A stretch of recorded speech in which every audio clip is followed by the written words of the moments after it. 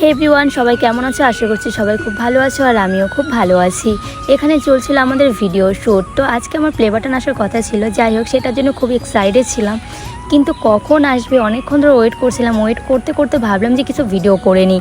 যাই হোক ভিডিও করছিলাম, ভিডিও করার মাঝখানে একটা আননোন নাম্বার থেকে কল আসে। কলেজে বললো যে পার্সেলটা রিসিভ করতে। যাই হোক আর ফ্রেশ না হয়ে এভাবেই চললাম পার্সেলটাও রিসিভ করতে।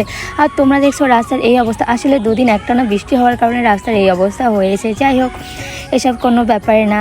আমি গেলাম রাস্তায়, যেহেতু আমরা সবাই একসঙ্গে ছিলাম তাই সবাই ওরা ওয়েট করছিল যে পার্সেলটা কখন আসবে। যাই হোক অবশেষে পার্সেল তো চলে আসলো। একটা ওটিপি নাম্বার দিয়ে পার্সেলটা আমি রিসিভ করে নিলাম। সবাই খুব এক্সাইটেড আনবক্সিং করার জন্য। এবার দেখো সবাই এত এক্সাইটেড যে নাচতে নাচতে বাড়ি যাচ্ছিল। আমি ভাবলাম যে ফ্রেশ হয়ে একবারে পার্সেলটা আনবক্সিং করি, তো আমি ফ্রেশ হয়ে গেলাম। আমি কখনো ভাবতে পারিনি যে সিলভার প্লে বাটনটা আমার হাতে আসবে। এই জিনিসটা হচ্ছে কত লোকের ঠাট্টা ইয়ার্কি করা এবং আমাকে নিচে নামানোর পুরস্কার। তোমরা ভাবছো এসব কথা আমি কেন বলছি? আসলে তোমরা যারা আমার মতো গ্রাম থেকে ভিডিও করো তারাই একমাত্র জানো এই প্রতিষ্ঠান থেকে ইউটিউবার হওয়া কতটা ডিফিকাল্ট।